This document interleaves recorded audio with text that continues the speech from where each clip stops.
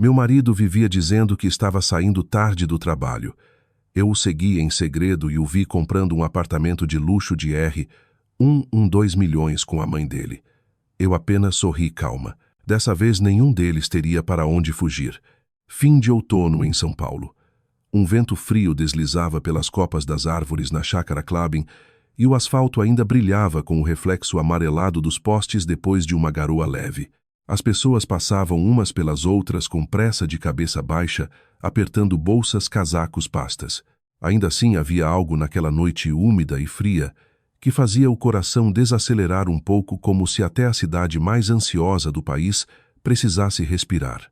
E foi naquela atmosfera suave e gelada que me peguei lembrando da noite do meu 3º aniversário de casamento. A primeira noite em que eu entendi que alguns casamentos, por mais bonitos que pareçam por fora, podem estar apodrecendo por dentro. Meu nome é Maíra, tenho 33 anos e sou gerente sênior de finanças em uma grande incorporadora imobiliária na Avenida Faria Lima. Para quem olha de fora, eu sou o tipo de mulher competente, precisa, confiável. Uma planilha chega à minha mesa e nenhum real pode ficar fora do lugar. No trabalho, eu vivo cercada por números, prazos, projeções, balanços que não podem pender nem 1 milímetro para o lado errado. Mas quando eu voltava para casa, o que eu queria era simples. Uma refeição quente feita em casa, um marido atencioso e um lar silencioso o suficiente para eu descansar a cabeça. Meu marido se chama Ícaro. Ele é 2 anos mais velho do que eu e ocupava um cargo de liderança em corporate banking em um grande banco comercial. Ícaro sempre teve uma aparência impecável. Alto, elegante, roupas muito bem cortadas, voz controlada, confiante na medida certa. Ele parecia sempre saber a hora exata de parar de falar, de sorrir, de inclinar a cabeça. Era o tipo de homem que todo mundo achava agradável. Quando nos casamos, muita gente me dizia que eu era uma mulher de sorte por ter encontrado alguém com carreira estável, boa educação e presença tão refinada. Durante um tempo eu acreditei nisso também. 3 anos de casamento se passaram e eu ainda era a pessoa que sustentava a maior parte das despesas da nossa vida. O financiamento do nosso apartamento, as contas presentes para as 2 famílias, pequenos e grandes gastos do dia a dia, a maior parte saía do meu salário e das minhas economias. O próprio apartamento numa rua tranquila da chácara Klabin era prova disso. Quando me casei, minha mãe me entregou uma quantia considerável que havia juntado durante anos. Eu acrescentei minhas reservas, fiz um financiamento pequeno e comprei o imóvel. Na época de registrar tudo, Ícaro disse num tom suave: casamento com dinheiro separado demais fica frio, Maíra. Parece que a gente não é um só, e eu te di. Porque achei que o que era meu também era dele. O maior erro de uma mulher, muitas vezes, é supor que a pessoa que ela ama a ama com a mesma intensidade. Naquela noite comemorávamos 3 anos de casados. Ícaro havia reservado por iniciativa própria uma mesa em um restaurante rooftop no Itaim Bibi, de onde se via a cidade acesa lá embaixo.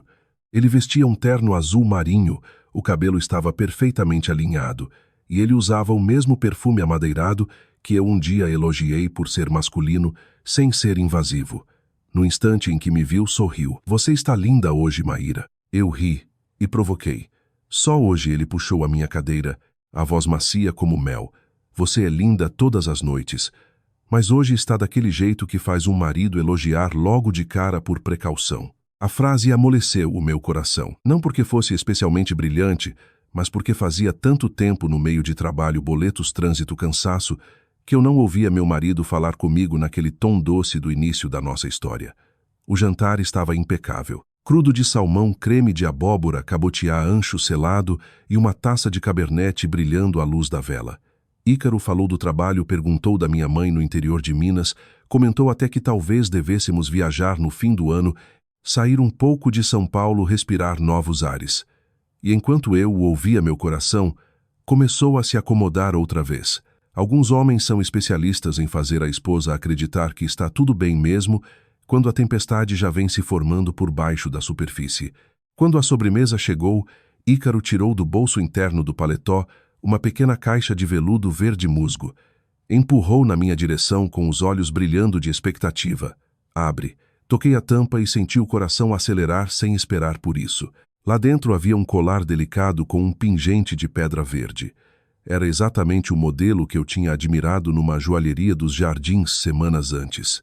Murmurei quase sem perceber, que lindo. Levantei os olhos para ele genuinamente surpresa. Você lembrou Ícaro, sorriu, apoiou o braço atrás da minha cadeira e ele mesmo fechou o colar no meu pescoço. Claro que eu lembrei. Você trabalhou tanto nesses últimos 3 anos. Eu posso não falar sempre, mas eu vejo tudo. Aquelas palavras arderam atrás dos meus olhos.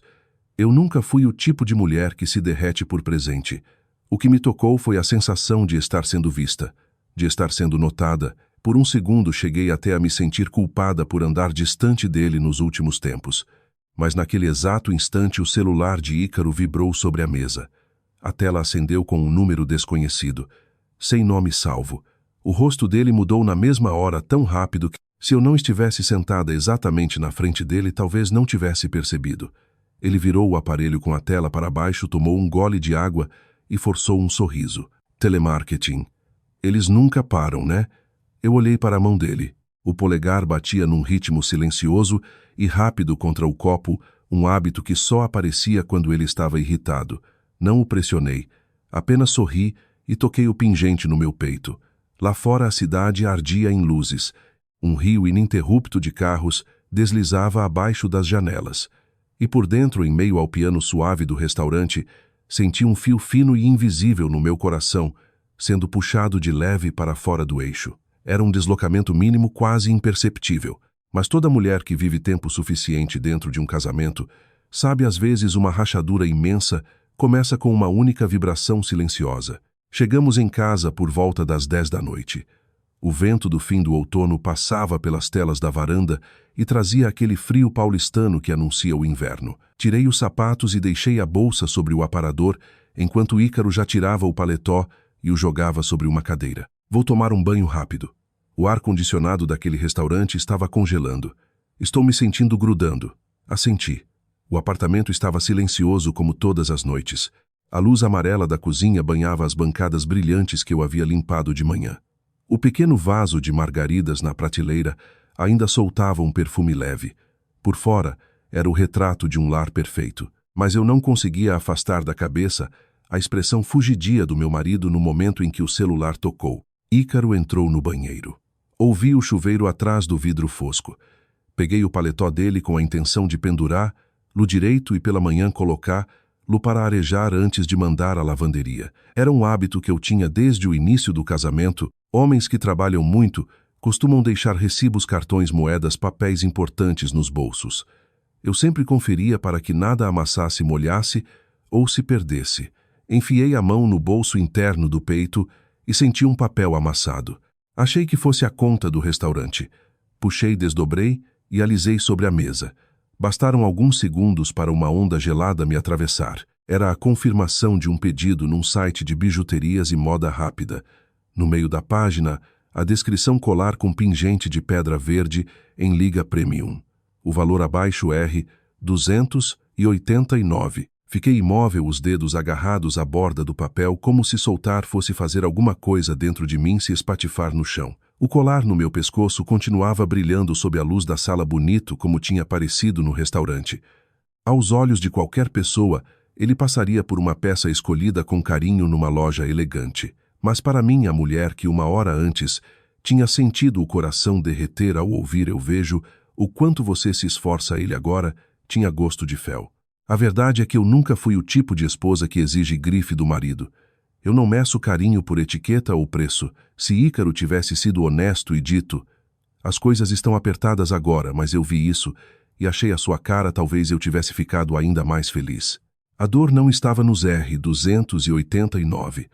A dor estava no fato de ele ter olhado nos meus olhos, fechado o colar no meu pescoço e construído toda uma cena para me fazer acreditar que eu era valorizada. As pessoas dizem que o que importa é a intenção e que um presente simples, quando sincero, tem valor enorme. Mas um presente simples embalado numa mentira grande não é carinho. É insulto à inteligência de quem recebe. Respirei fundo, dobrei o recibo de novo, fiz dele um quadrado pequeno e o devolvi ao bolso do paletó. Não era submissão, e muito menos incapacidade de me irritar. Mas anos trabalhando em finanças tinham me ensinado uma reação quase automática. Quando encontro uma inconsistência, eu não dou o alarme. Eu investigo. Um homem mentindo sobre o presente de aniversário de casamento Pode parecer algo pequeno, só que muitas vezes a mentira pequena é apenas a tampa de uma panela que já está fervendo. Quando pendurei o paletó, Ícaro saiu do quarto com os cabelos ainda úmidos, gotinhas de água escurecendo a gola da camiseta. Sorriu completamente à vontade. Você nem se trocou ainda.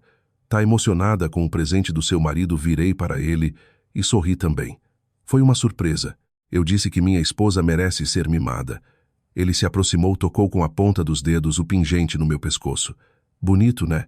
Eu olhei bem nos olhos dele. O rosto tranquilo, o olhar brando, a voz lisa como sempre. Nenhuma ondulação, nenhum traço visível de falsidade. E foi justamente aquela atuação impecável que me gelou mais do que o recibo no bolso. É lindo, respondi. Muito lindo. Ele sorriu, não disse mais nada, e foi até a cozinha pegar água. Eu fiquei sozinha na sala com a sensação estranha de que a frase que eu acabara de pronunciar parecia ter saído da boca de outra pessoa. Naquela noite deitei ao lado do meu marido, mas não consegui dormir fundo. Ele respirava no ritmo de sempre, uma das mãos apoiada, sem querer, sobre a beirada do cobertor. Aquela postura familiar costumava me trazer segurança.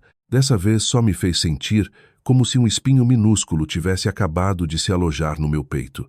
Ainda não sangrava, mas estava ali. Na manhã seguinte, enquanto me arrumava para o trabalho, peguei o celular de Ícaro para ver as horas, porque o meu estava carregando do outro lado do quarto. A tela acendeu pedindo senha. Tentei a antiga. Não funcionou. Tentei a data de aniversário dele. Também não. Fiquei parada por um instante. No dia anterior, ele havia me entregado o telefone para responder a uma mensagem da mãe dele. Agora, de uma noite para outra, a senha tinha sido trocada. Nesse momento, meu celular vibrou. Era uma mensagem do RH. Hoje à tarde, o Conselho Executivo anunciará sua nova designação para liderar a divisão financeira do grande projeto de desenvolvimento da Zona Oeste. Meu coração disparou de alegria. Aquela era a oportunidade que eu esperava havia meses. Virei em direção ao closet e chamei Ícaro. Hoje à tarde eu tenho uma notícia ótima. Lá de dentro a voz veio seca, distante. Tá bom, me conta à noite. Só isso. 5 palavras. Tão mornas quanto um copo d'água esquecido sobre a pia. Fiquei parada por um segundo, peguei a bolsa e saí. No corredor, a luz branca do sensor acendeu com seu brilho pálido. Senti metade da minha alegria evaporar ali mesmo. Alguns casamentos são assim. 2 pessoas moram sob o mesmo teto, mas acabam comemorando as vitórias e digerindo as tristezas sozinhas. Cheguei mais cedo do que o normal ao escritório. Fim de ano era sempre uma loucura para a área financeira. Às 9 da manhã, os ramais internos não paravam de tocar os e-mails. Desabavam. E eu estava ali entre análise de fluxo de caixa, revisão de crédito e projeções do novo projeto. Eu já vivia nesse ritmo havia tempo, então não me abalava. Mas a inquietação da manhã ficou presa em mim como um zumbido baixo. No início da tarde, como a mensagem havia dito, fui chamada a uma pequena sala de reunião no 12º andar. A CEO, por cima dos óculos finos, falou de maneira direta: decidimos colocar você à frente das finanças do projeto de reurbanização da Zona Oeste. Se fizer isso bem, o caminho para a diretoria financeira fica praticamente aberto. Baixei a cabeça para agradecer, apertando o caderno sobre o colo, enquanto uma onda de euforia me atravessava. Não era sobre o cargo. Qualquer pessoa da minha área sabe que ser colocada em um projeto grande é sinal de confiança. Depois de anos me esforçando, uma porta finalmente estava se abrindo.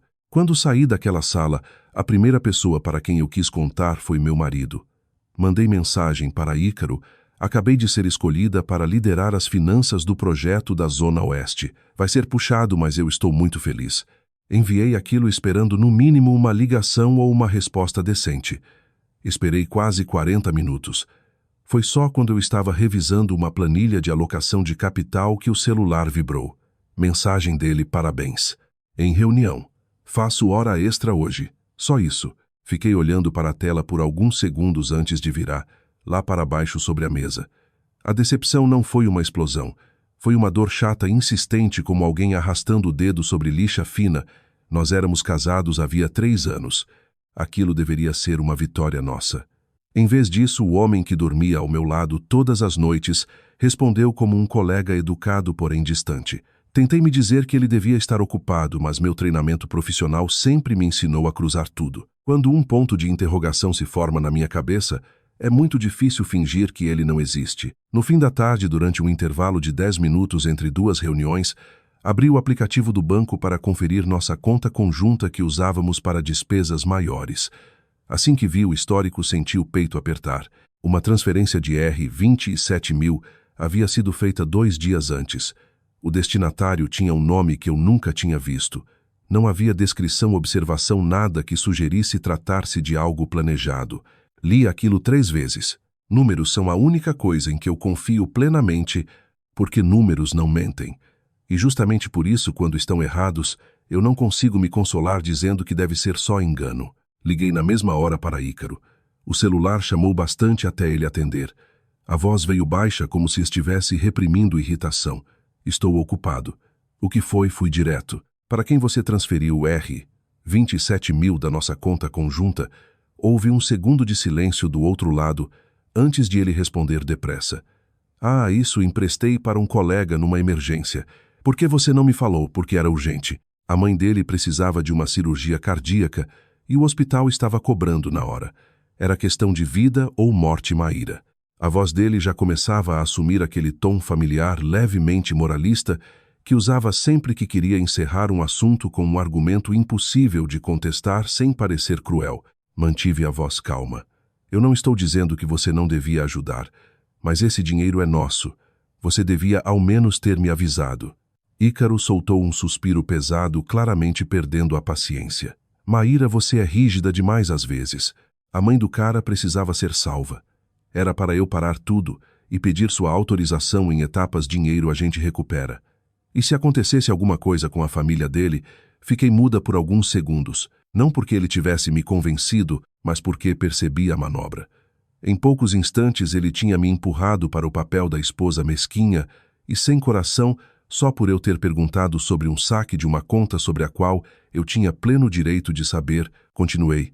Então me passa o telefone desse colega. Eu quero anotar por precaução. Por que você precisa fiscalizar minha vida? A voz dele agora estava mais cortante. Eu te falei que foi uma emergência. Você está agindo como se eu estivesse tentando te enganar. Apertei a borda da mesa. Eu não estou dizendo isso. Eu só quero clareza. Estou em reunião. A gente fala à noite. A ligação foi encerrada abruptamente, como se o ofendido fosse ele. Fiquei sentada diante do computador imóvel, enquanto o ar-condicionado parecia gelar até os ossos. Eu conhecia bem aquela estratégia. Em vez de responder à pergunta central, a pessoa invoca um valor moral mais alto: compaixão, vida humana, decência, e faz quem pergunta se sentir vergonhoso. Se eu dissesse mais uma palavra aos olhos dele, eu viraria a mulher que se preocupa mais com dinheiro do que com a vida de alguém. Naquela noite continuei trabalhando como de costume. Inclusive participei de uma reunião com o jurídico que durou quase 1 hora. Mas a história dos R$ 27 mil não saía da minha cabeça, piscando nela como uma linha defeituosa num letreiro eletrônico. Ícaro chegou tarde. Entrou com a expressão tranquila e ainda trouxe uma caixa de carolinas de uma confeitaria. Colocou sobre a mesa como se um pequeno doce pudesse glaciar todas as rachaduras. Vi uma confeitaria nova. Trouxe para você provar. Olhei a caixa e depois olhei para ele. Você já jantou? Jantei com um cliente. Enquanto ele tomava banho, fui recolher a roupa que ele tinha tirado para colocar na lavanderia. No bolso direito da calça havia um recibo dobrado. Abri. Era a conta de um almoço num restaurante 5 estrelas de frutos do mar no Itaim para 2 pessoas. O horário batia exatamente com o momento em que ele me mandara mensagem dizendo que estava em reunião. Coloquei o recibo sobre a mesa. Não senti mais choque, e tampouco aquele tipo de raiva que faz a pessoa querer invadir o banheiro e exigir respostas. Apenas senti mais uma porta dentro de mim, fechando em silêncio. Um presente falso, uma quantia desaparecida com uma desculpa nobre, e agora um almoço caro durante uma suposta reunião importante. Eu ainda não estava pronta para concluir que Ícaro tinha uma amante. Mas uma coisa estava absolutamente clara: o homem com quem eu vivia usava máscaras demais. E a parte mais assustadora não era o que ele escondia, mas a facilidade com que escondia, fazendo qualquer pessoa menos atenta a acreditar que tudo estava perfeitamente normal. Nos 2 dias seguintes, não perguntei mais nada a Ícaro sobre os R$ 27 mil, nem sobre o almoço no restaurante. Não porque eu tivesse esquecido. e muito menos porque estivesse com medo. Apenas senti que precisava me afastar um pouco para ver o quadro completo. Em finanças há uma lição simples. Se você olha para um único número isolado, pode achar que ele é só um erro pontual. Mas quando coloca esse número dentro do balanço inteiro, percebe que ele é apenas sintoma de um problema sistêmico. Numa noite silenciosa, sentei na sala do nosso apartamento e olhei em volta para o lugar onde vivíamos havia 3 anos. Meu coração ficou estranho. Eu tinha escolhido aquele sofá bege, aquelas cortinas cinza claro. A mesa de jantar de madeira maciça para 4 lugares foi uma peça pela qual eu insisti, depois de visitar 3 lojas diferentes, porque queria algo resistente, bonito e fácil de limpar. Cada canto daquele lar tinha passado pelas minhas mãos. Ainda assim, só de pensar na escritura carregando também o nome de Ícaro, senti uma fisgada. No começo do casamento, minha mãe me chamou de lado na cozinha e disse: "Eu sei que casamento é construção conjunta, mas algumas coisas é melhor deixar separadas. Nesta vida, amor é uma coisa, papel assinado é outra." Na época, eu ri. "Mãe, você se preocupa demais. O Ícaro não é assim." Ela apenas suspirou e não insistiu. Hoje eu vejo com clareza que mulheres jovens confiam mais nos próprios sentimentos do que nos avisos de quem já viveu antes delas. Achamos que se formos corretas, os outros serão corretos conosco. Mas a vida não funciona como uma equação justa e recíproca. Nos meus 3 anos como nora, eu nunca negligenciei a família de Ícaro. Nos fins de semana, quando tinha tempo, levava frutas, leite, às vezes uma canja feita em casa, ou uma cesta de bem-estar no Natal e em aniversários. Nunca deixei faltar atenção. Quando eu recebia um bônus bom, dava algum dinheiro extra aos meus sogros para pequenas despesas. Para mim, uma vez casada, os 2 lados viram família. Só que quanto mais eu convivia, mais percebia que para minha sogra, a palavra família parecia ter camadas muito diferentes. Soraya, minha sogra, era muito hábil com as palavras. Na frente dos vizinhos e dos parentes sempre dizia a coisa certa.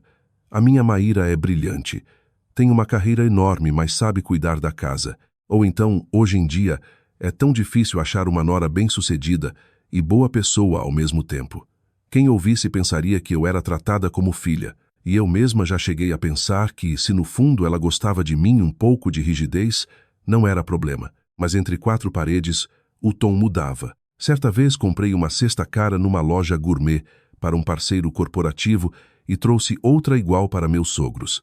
Soraya ergueu a cesta, examinou e soltou um sorriso enviesado. Mulher que ganha o próprio dinheiro sabe muito bem gastar. Depois acrescentou com aquela doçura melosa: "Mas, minha querida, você sabe que nem tudo na vida pode ser medido em dinheiro, né?" Eu sorri de leve. "Eu sei, mãe." Ela pousou a cesta e continuou: "Eu só me preocupo que uma pessoa tão acostumada a contar cada centavo acabe ficando fria. O verdadeiro valor de uma mulher está no calor que ela leva para a família. Se eu contasse essa cena para alguém de fora, pareceria inofensiva. Mas quando você vive dentro da família, entende que certas frases não precisam ser afiadas para cortar. Era como alguém batendo levemente uma colher na borda de uma tigela. Não fazia barulho suficiente para parecer agressão, mas era irritante ao infinito." Meu sogro Rômulo era diferente, mais quieto. Gostava de sentar na varanda na cadeira de fibra, tomar chá e assistir ao noticiário. De vez em quando comentava sobre política ou economia com um tom lento, como se já tivesse visto o mundo inteiro. Hoje em dia ele dizia: "O homem precisa ser esperto e a mulher precisa saber cuidar do lar." Quando essas funções se misturam, vira bagunça. Parecia o discurso de um homem tradicional, mas convivendo um pouco mais, comecei a notar uma agitação estranha sempre que um número desconhecido ligava para o telefone fixo da casa deles. Uma vez durante o jantar o telefone tocou e ele se assustou tanto que pousou a tigela com força. Soraya olhou para ele, correu para atender e dizia evasiva: "Ele não está agora. Depois ele retorna." Em seguida voltava para a mesa com um gesto despreocupado. "Ah, é um conhecido antigo do seu sogro. Vive ligando por bobagem." Nas primeiras vezes eu não liguei, mas aquilo se repetia demais. Às vezes à noite, às vezes depois do almoço. E cada vez a atmosfera na casa ficava tensa por alguns segundos antes de ser remendada com normalidade forçada. Ícaro nunca falava diretamente comigo sobre os problemas do pai.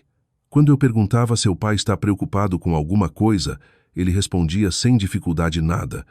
Ele só está ficando mais velho, pensa demais. E eu acreditava. Ou melhor, eu escolhi acreditar porque quem quer bagunçar o próprio casamento cavando problemas quando já tem estresse suficiente no trabalho, eu mesma dizia a mim que certas coisas é melhor deixar quietas. Hoje vejo que deixei quieto demais.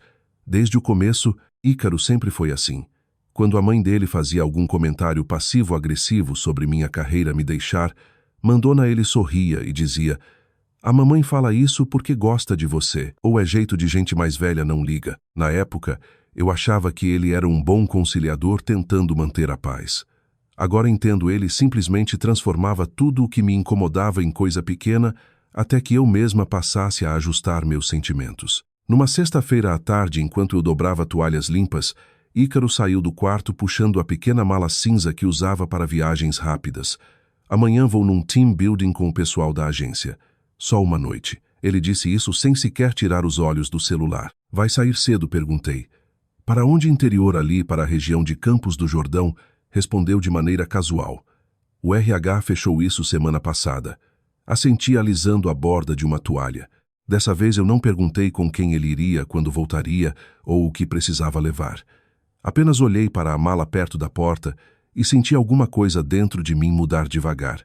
Porque depois de tudo o que já tinha acontecido, eu entendia uma coisa: quando alguém se acostuma a esconder uma viagem de uma noite, nunca é só uma viagem de uma noite.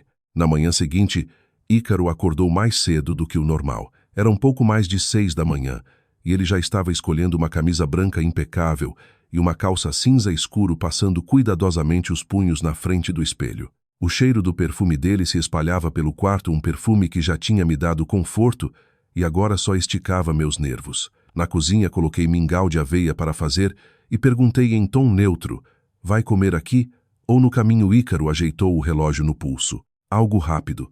Preciso sair cedo para encontrar o pessoal." Servi uma tigela e deixei sobre a mesa. "Então você volta amanhã à noite?" "É. Se acabar cedo, chego a tempo do jantar." Durante o café da manhã, ele esteve perfeitamente composto. A única coisa estranha era o fato de estar vestido formalmente demais para um evento corporativo de uma noite. Eu já tinha ido a retiros empresariais. As pessoas usam tênis, casaco, confortável, mochila. Ícaro, ao contrário, parecia estar indo encontrar um cliente bilionário. Às 6h50 pegou a mala. Antes de sair, se virou e disse: "Descansa esse fim de semana. Não trabalha até tarde." Fiquei ao lado da sapateira e apenas assenti. "Dirige com cuidado." A porta se fechou e o som dos passos dele desapareceu pelo corredor. Fiquei imóvel por alguns segundos, olhando para a porta marrom escura. O apartamento mergulhou em silêncio, interrompido apenas pelo zumbido da geladeira e pelo roçar suave da cortina da varanda. Eu sabia que, se fosse a Maíra de alguns meses antes, teria empurrado a desconfiança para longe, dizendo a mim mesma para não ser infantil. Mas depois do colar falso dos R$27.000 e do almoço no restaurante, eu já não era ingênua a ponto de me enganar sozinha. Fui ao quarto, sentei na beira da cama e peguei o celular. Algum tempo antes, durante uma viagem para Monte Verde, tínhamos ativado o compartilhamento de localização para nos encontrarmos caso nos separássemos do grupo. Nunca mais usamos aquilo, mas eu me lembrava nitidamente de que eu nunca tinha desligado. Abri o aplicativo de localização. A tela carregou por alguns segundos e mostrou o mapa conhecido de São Paulo. Um ponto azul apareceu. Meu coração bateu mais rápido. O ponto saía da Chácara Clubin, mas não seguia em direção ao interior. Estava indo diretamente para a região central expandida, cruzando avenidas e marginais em direção a um empreendimento de altíssimo padrão na Zona Sul Nobre, próximo ao eixo da Vila Nova Conceição. Tentei me acalmar. Talvez a empresa tivesse mudado o destino na última hora. Talvez ele estivesse passando para pegar um colega. Talvez eu estivesse exagerando. Eu sabia que quando uma mulher começa a suspeitar, ela vê interrogações em toda parte. Mas saber disso é uma coisa. Conseguir deixar passar sem confirmação é outra. Não me dei tempo para pensar. Peguei a bolsa, joguei uma jaqueta leve sobre os ombros, tranquei a porta e desci para chamar um carro por aplicativo. O carro cortou as ruas tranquilas do sábado de manhã. O céu de São Paulo estava branco e nevoado, com o sol ainda fraco atrás da camada de nuvens. Eu ia no banco de trás com os olhos grudados na tela do celular. Cada curva do ponto azul apertava meu peito. O motorista perguntou: vai descer na Vila Olímpia? Respondi de forma vaga: pode seguir essa rota, por favor. À medida que atravessávamos a cidade, os prédios ficavam mais novos, mais altos, mais polidos. Torres de vidro surgiam lado a lado. O ponto azul finalmente parou num endereço fixo, um complexo de luxo recém-lançado anunciado há pouco tempo como uma comunidade exclusiva com unidades acima de 10 milhões de reais. Pedi para descer uma quadra antes e caminhei o restante. De longe vi o carro de Ícaro estacionado perto da entrada de visitantes. Me escondi atrás de um pilar revestido de pedra com as mãos frias e úmidas. A porta do motorista se abriu e Ícaro saiu camisa branca impecável, cabelo perfeito, a imagem exata de um homem prestes a assinar um grande negócio.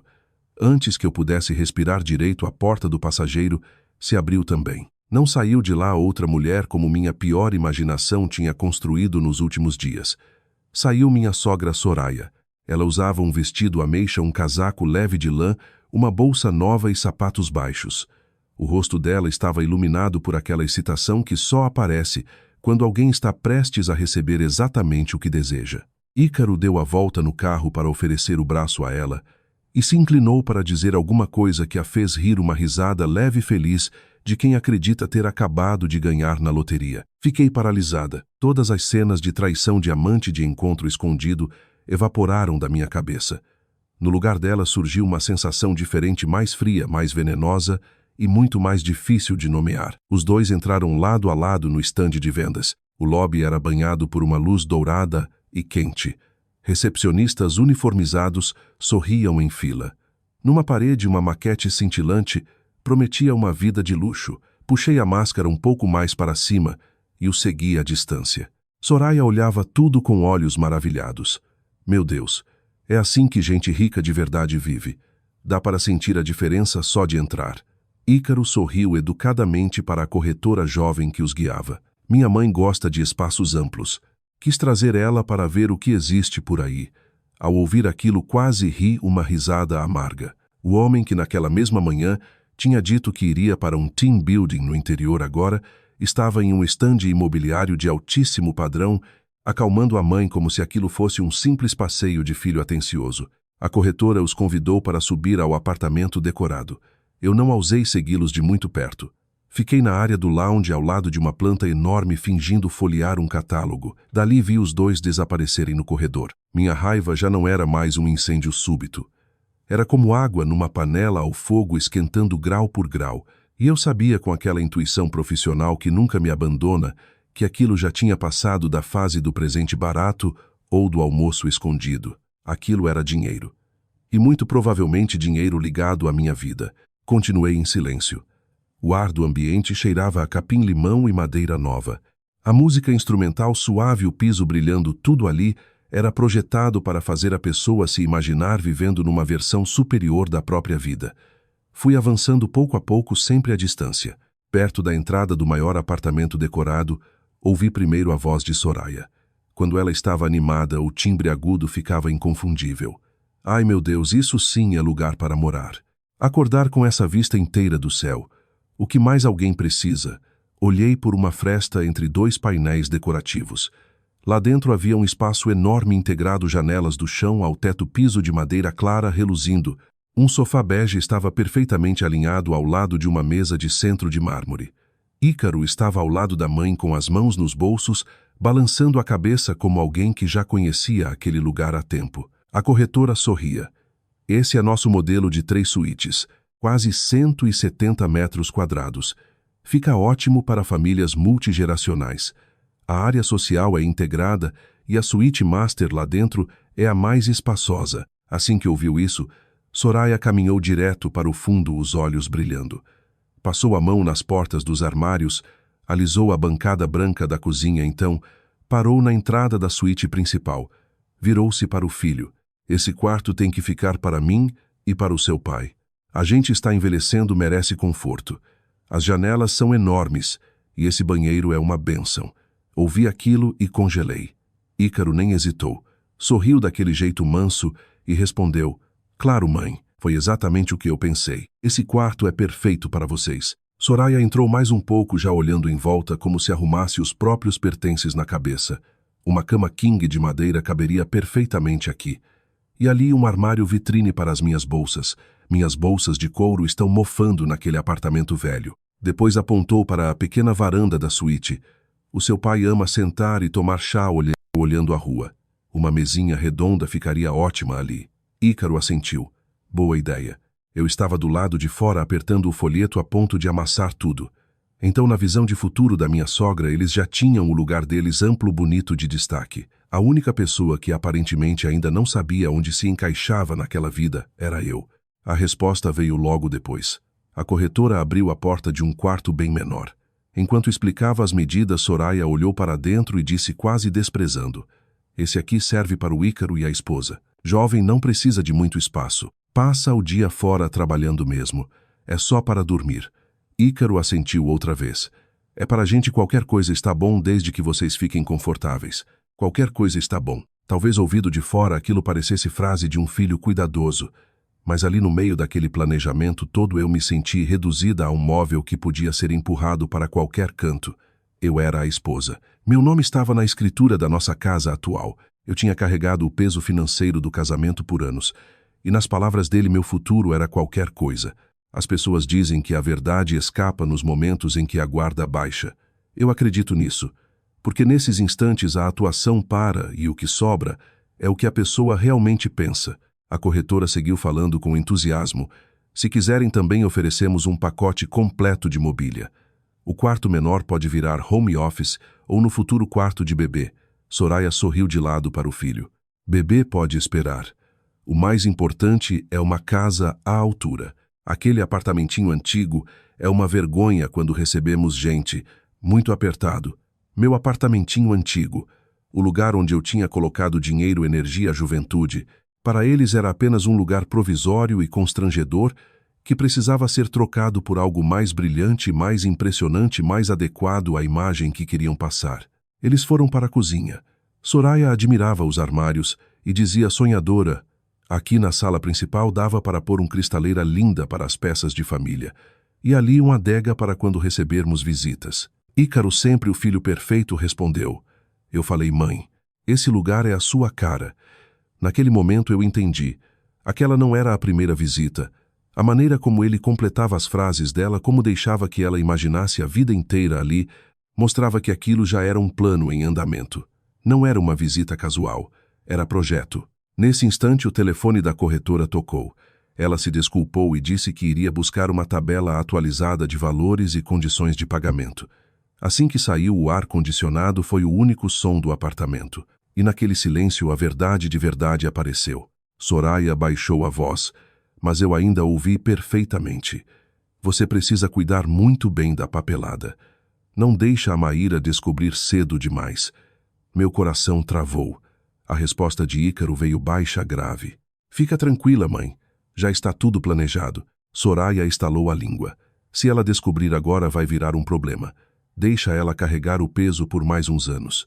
Depois que tudo estiver estabilizado, a gente resolve. Mulher como ela, umas palavrinhas doces, e pronto, já abaixa a guarda." O sangue sumiu do meu rosto. Um zumbido agudo começou nos meus ouvidos. Se antes eu tinha me ferido ao ouvir que eu ficaria no quarto pequeno, aquilo agora era muito pior. Eles não estavam apenas sonhando com a casa nova. Estavam calculando o risco, e já haviam escolhido quem arcaria com esse risco. Eu. Fiquei escondida atrás da divisória, as mãos tão fechadas que os dedos doíam. Havia apenas um pensamento martelando na minha cabeça: alguma coisa enorme está sendo escondida. Alguma coisa enorme, e meu nome está no centro disso. Alguns minutos depois, Ícaro e a mãe desceram com a corretora para almoçar no piso inferior. Eu me pressionei num canto até os três sumirem, então saí de onde estava. O apartamento decorado continuava lindo, com cheiro de madeira nova e perfume doce do ambiente. Mas aos meus olhos aquilo tudo parecia um palco depois do fim do espetáculo bonito, por fora vazio por trás. Caminhei devagar pela sala e fui até a suíte principal, observando cada detalhe. Não sei se foi intuição ou vício profissional, mas tive a sensação de que um homem como Ícaro não viria a um lugar como aquele de mãos vazias. Assuntos importantes envolvendo dinheiro e documentos, ele sempre guardava ou junto de si, ou em algum ponto que considerava seguro. Foi então que notei no vão do armário da suíte principal um pequeno cofre embutido cinza escuro meio escondido. Congelei por um instante. Depois mais um. Eu sabia que não podia ir embora sem verificar aquilo. Parei diante do cofre, ouvindo o próprio coração no ouvido. O apartamento parecia perfeito, silencioso, limpo, mas tudo ali tinha adquirido a frieza de um lugar desabitado. Do lado de fora, o sol do fim da manhã desenhava faixas bonitas de luz no piso de madeira. Bonitas o suficiente para fazer meus olhos arderem. Respirei fundo e me aproximei. Era um modelo compacto com teclado numérico e maçaneta mecânica. Nada extraordinário, mas discreto o bastante para guardar papéis que ninguém mais deveria tocar. Olhei em volta. O corredor seguia silencioso. Só se ouviam muito ao longe saltos e vozes abafadas. Eu não tinha muito tempo. Minhas mãos pairaram sobre os números frios. Na cabeça fui girando combinações que Ícaro costumava usar em coisas importantes. Homens de banco às vezes se acham sofisticados, mas giram sempre em torno dos mesmos padrões. Tentei o ano em que ele foi promovido. Nada. Tentei o mês e o ano do aniversário de Soraya, somados aos 2 últimos números da placa do carro. Um clique leve soou no silêncio. Eu quase parei de respirar. Fiquei completamente imóvel por alguns segundos, certificando-me de que não tinha imaginado. Depois, girei a maçaneta. A porta do cofre se abriu com um leve rangido. Lá dentro não havia dinheiro vivo, nem ouro, nem nada cinematográfico. Havia apenas uma pasta azul de espessura mediana com as bordas perfeitas de quem é acostumado a lidar com documentos. Tirei a pasta e a levei até a bancada da suíte. As pontas dos meus dedos tremiam tanto que eu mesma conseguia vê-las. Na primeira página, em letras destacadas, li contrato de promessa de compra e venda. O nome do empreendimento aparecia no topo. O mesmo complexo de luxo onde eu estava. Passei para a seção de identificação do imóvel. Unidade residencial, quase 170 metros quadrados, 3 suítes. Exatamente o apartamento que minha sogra acabara de visitar, distribuindo cômodos, como se já fosse dona. No meio da página estava o valor. Elevei-Komatsu. Null. Li de novo, achando que estava contando zeros errado. Não estava. Eram mesmo 11.200.000 reais, sem contar mobília, condomínio, taxas e uma fila de custos extras que chegariam a outra pequena fortuna. Com a renda real de Ícaro, por melhor que fosse o salário dele, aquilo não era um ativo que alguém simplesmente comprava como quem troca de carro. Virei para a página das condições de pagamento. A entrada superior a R$ 2.240.000 já tinha sido paga. As parcelas seguintes estavam dispostas como uma escada íngreme e cruel. Um único desvio ali não significaria alguns meses de aperto. Significaria ruína. Minha garganta secou. Continuei folheando. Atrás do contrato havia um pedido de financiamento bancário no valor de R$ 8.960.000. Longo prazo. Taxa variável após o período inicial promocional. Eu reconheci aquilo instantaneamente. Uma operação assim, com uma renda apertada, virava uma bomba relógio. Bastava uma oscilação, um atraso, um problema. E o banco poderia engolir tudo. Mas nada me preparou para a página seguinte. Cheguei à seção do devedor solidário e da coobrigação. Meus olhos percorreram as primeiras linhas e senti como se uma marreta tivesse batido no meu peito. Meu nome estava ali. Maíra Alencar. Meu CPF. Meu endereço. E abaixo de tudo uma assinatura idêntica à minha. Sentei no banco diante da penteadeira porque as pernas simplesmente deixaram de me obedecer. Se alguém tivesse entrado naquele instante, teria achado que eu estava prestes a desmaiar. Um rugido ocupou meus ouvidos. Minha visão escureceu por um segundo. Fiquei olhando para os traços conhecidos da assinatura. O M com a curva final, o desenho rápido da última sílaba.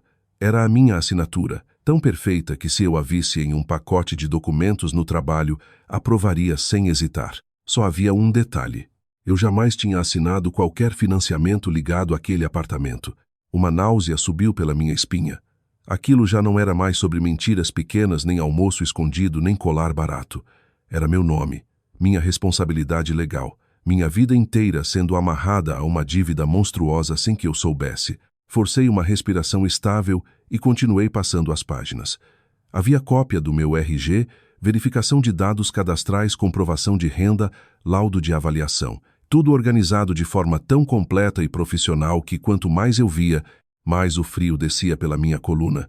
Quem fez aquilo não era só imprudente, era meticuloso. Sabia exatamente o que era necessário para transformar uma pessoa desavisada em parte legalmente vinculada a um problema daquele tamanho. Então, como um tapa atrasado, uma lembrança acendeu na minha cabeça. Mais de um mês antes, durante o fechamento trimestral da empresa, eu cheguei em casa tarde exausta com a cabeça latejando. Ícaro estava na mesa de jantar com uma pilha grossa de papéis. Disse que o banco estava reestruturando alguns pacotes de seguro e que gerentes em certa faixa precisavam preencher uma atualização de dados familiares. Os papéis estavam separados com marcações. Ele apontava com a caneta para os lugares. Assina rapidinho aqui. Preciso entregar amanhã cedo. É só burocracia interna. Eu me lembro perfeitamente do cansaço. Assinei onde ele indicou bebendo um copo de água morna, enquanto ele virava as páginas com rapidez e falava num murmúrio tranquilo. Essa também. Mas essa... Pronto, acabou. Eu não li nada. Porque ele era meu marido. Porque eu acreditava que entre marido e mulher algumas coisas não exigiam desconfiança. Agora, sentada naquele apartamento decorado estranho com aquela pasta aberta diante de mim, eu sentia como se uma prensa estivesse apertando meu crânio. Eu que no trabalho procurava a origem de uma diferença de centavos, tinha sido enganada justamente pela única coisa que achei que fosse segura a confiança dentro do meu casamento. Apoiei as duas mãos na bancada para impedir que tremessem demais. Havia dor, havia humilhação, mas acima de tudo havia medo real. Um financiamento de quase 9 milhões de reais. Uma obrigação legal grande o suficiente para esmagar qualquer pessoa arrastada para ela sem saber. Do lado de fora, o sol continuava brilhando. Dentro do apartamento, o cheiro da madeira nova continuava agradável. Tudo seguia perfeito, limpo, luxuoso como um anúncio de revista, e eu sabia com certeza absoluta o que havia por baixo daquela superfície brilhante. Era uma armadilha, e eu tinha sido conduzida passo a passo até a borda dela. Eu mal me lembro de como saí daquele estande de vendas. Só recordo que ao apertar o botão do elevador meus dedos estavam tão gelados que escorregavam na tela. Na minha bolsa o celular ainda estava quente por causa das quase 20 fotos que eu tinha acabado de tirar da pasta. Eu fotografei tudo: o preço do imóvel, o cronograma de pagamento, o financiamento, a página com meu nome e a assinatura forjada. Assim que cheguei ao térreo, não fiquei parada nem um segundo. Atravessei as portas de vidro e puxei o ar da rua, mas o peito continuava pesado como se alguém tivesse posto uma pedra em cima dele. A vida é irônica. As pessoas saem de uma visita a apartamento de luxo cheias de esperança. Eu saí de uma unidade de mais de 11 milhões de reais, sentindo que tinha acabado de ser expulsa do meu próprio casamento. Chamei um carro e pedi que o motorista desse uma volta longa antes de me deixar numa cafeteria pequena e discreta perto do Parque Ibirapuera, numa rua calma. O lugar estava quase vazio. Mesas de madeira escura, ventilador de teto, girando devagar, aroma forte de café recém-passado. Sentei num canto, encostei na parede e abri o celular para olhar as fotos outra vez. Quanto mais eu via, mais tudo ficava claro. Isso não era mais sobre Ícaro mentindo por orgulho masculino. Aquilo tinha sido calculado, planejado, metódico. E dentro daquele plano, eu não era a esposa dele. Eu era o escudo jurídico dele. Um nome limpo que ele e a família podiam usar. Quando cheguei na foto da minha assinatura, meus olhos começaram a queimar. Apaguei a tela e escondi o rosto nas mãos. Foi aí que as lágrimas finalmente vieram. Eu não soluçava. Só deixei que descessem em silêncio, quentes, sufocantes. Eu não estava chorando um casamento bonito perdido, porque naquele ponto eu já entendia que ele nunca foi tão bonito quanto eu imaginei. Eu estava chorando porque tinha sido traída no lugar mais vulnerável de todos, a confiança. A ideia de que a pessoa que dividia a mesa, a cama, a rotina e o teto comigo também era capaz de me passar uma caneta, virar folhas de um contrato e me amarrar a uma dívida monstruosa sem que eu soubesse. Aquilo doía mais do que qualquer golpe físico. Depois de alguns minutos, sequei o rosto e liguei para minha mãe. Ela atendeu na hora. Alô, Maíra. Só de ouvir a voz dela, minha garganta fechou. Tentei falar, mas as palavras saíram tortas. Minha mãe ficou em silêncio por alguns segundos e então disse mais baixa: "O que foi? Me conta." E eu contei. Tudo. O jantar de aniversário, o colar falso, os R$ 27 mil, o recibo do restaurante, a falsa viagem corporativa, o estande, a pasta no cofre, Não escondi nada. Fui despejando o peso para fora do peito pedaço por pedaço. Em alguns momentos minha voz falhou e eu precisei parar para respirar. Minha mãe apenas ouviu, não se espantou, não me chamou de inocente, só ouviu. Quando terminei, houve um pequeno silêncio do outro lado. Então ela perguntou devagar: "Você tirou foto dos documentos?" "Tirei. Já salvou em outro lugar. Não deixa só no celular." Aquela era minha mãe. Uma mulher do interior de Minas, vida simples, pouca escolaridade formal, mas uma lucidez afiada como água gelada. Na mesma hora abri o e-mail, mandei todas as imagens para uma conta pessoal e subi também para uma pasta na nuvem protegida por senha. "Salvei", eu disse. Minha mãe então falou com a voz firme: "Agora me escuta. Primeiro, você não vai deixar eles perceberem que você sabe. Segundo, você não vai fazer escândalo agora. E terceiro, a partir de hoje, você precisa estar um passo na frente." Mordi o lábio. "Mas e se eles fizerem mais alguma coisa, mãe?" Ela suspirou baixinho. "Se você quer pegar uma cobra, não bate no mato antes. Falsificar a assinatura já é grave. Mas o que me preocupa mais é de onde saiu essa entrada de mais de 2 milhões. Dinheiro assim não brota do salário do Ícaro. Tem mais dívida aí. Talvez agiota, talvez empréstimo podre, talvez alguma sujeira maior. Para sair disso limpa, você precisa achar a raiz." Sentei mais ereta. Cada frase dela caía em mim como um balde de água fria, tirando da minha cabeça o torpor. Ela tinha razão. Se eu fosse para casa naquele instante e o enfrentasse Ícaro, destruiria evidências e vestiria o papel do marido desesperado que cometeu um erro. Sem prova robusta, eu seria apenas a esposa histérica e desconfiada. Minha mãe continuou: "Se ainda quiser chorar, chora. Mas depois que acabar de chorar, pensa. Nessa vida a gente não perde porque é boba. A gente perde porque ainda está agindo com o coração, enquanto o outro lado já está agindo só com a cabeça." Uma risada seca escapou de mim. Doeu ouvir aquilo, justamente por ser verdade. Tomei um gole da água já fria sobre a mesa e a garganta pareceu arranhar menos. Naquela tarde voltei para casa como se nada tivesse acontecido. No caminho parei numa loja pequena de eletrônicos e comprei um gravador de voz compacto e um rastreador GPS. O vendedor me explicava cheio de entusiasmo as funções do aparelho, mas eu quase não ouvia. Minha mente tinha mudado de modo. Já não era só dor, era estratégia. Naquela noite, exatamente como eu previa, Ícaro encarnou o papel do marido dedicado. Chegou mais cedo do que o habitual, trazendo uma sacola de frutas orgânicas e uma caixa de vitaminas, dizendo que eram para minha mãe. Assim que entrou, falou Steve, pensando que a gente precisa ser mais proativo com as finanças.